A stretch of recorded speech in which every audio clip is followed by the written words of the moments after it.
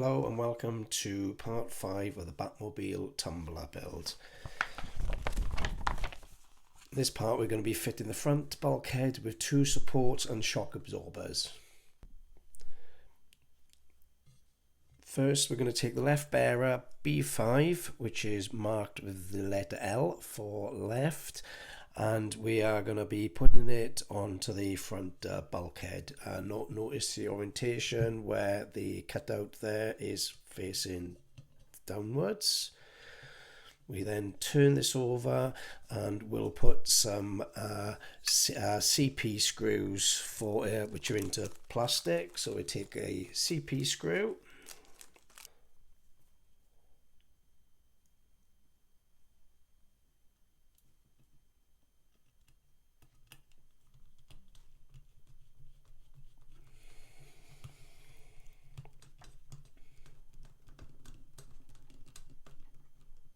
one screw. Be careful not to over tighten. There's a second screw.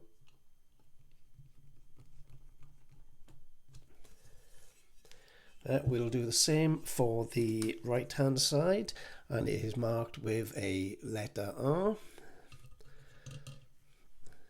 Number 2. Right, first we need to take the shock, and we need to, as per instructions in step 6, we need to cut the threads. So it suggests to use a CM screw, and is to screw it in a few threads and then unscrew it and then screw it back in so that it cuts the thread. So if we that, take it out and screw it in. I'll do the same for the other one. After we've cut the threads as per step 6, we then install the shock into the position marked with a red arrow. So we take the bulkhead, this is the one marked left, it goes into that position, and then we put the screw in the rear. If we turn it over and hold it in place,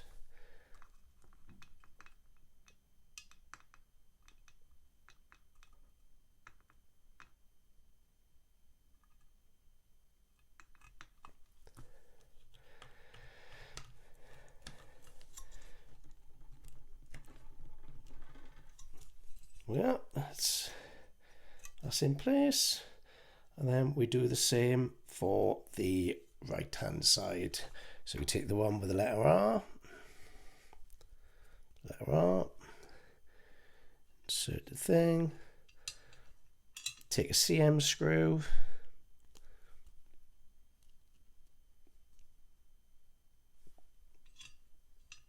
and do exactly the same as we did to the other side. Turn it over and screw it in. Now that we've finished the bulkhead from part 5, we now move on to part 6, which is the front bulkhead bar and shock absorber.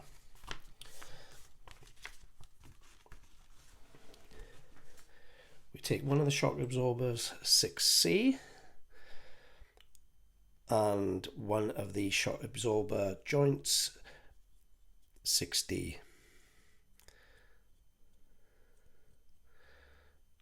And we join the two together and we secure with a GP screw.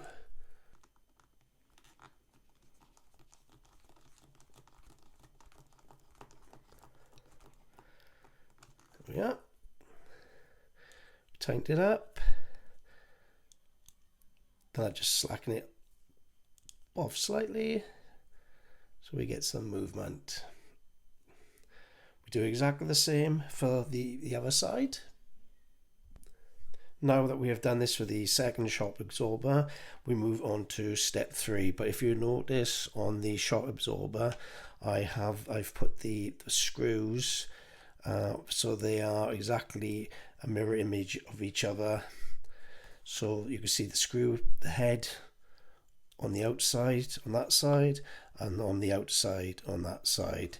So if we move on to step 3 with the bulkhead,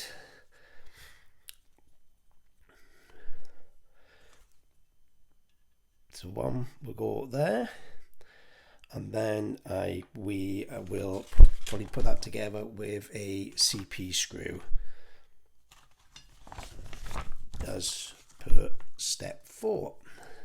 So I take a CP screw,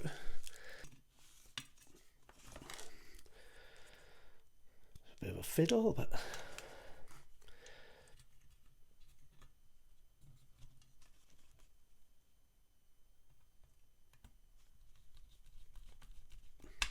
there's one.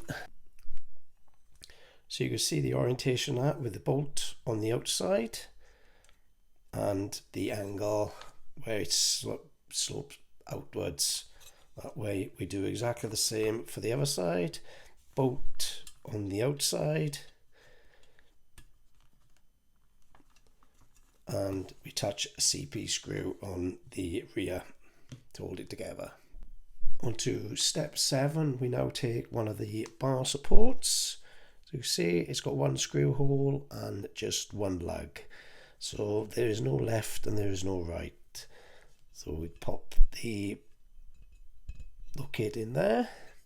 Then we take a CP screw and screw it in from the rear. We do exactly the same for the other side.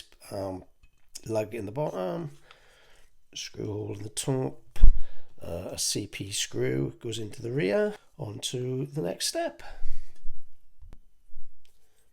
Now take bar 6A, there's no glue necessary, you can just click it in place.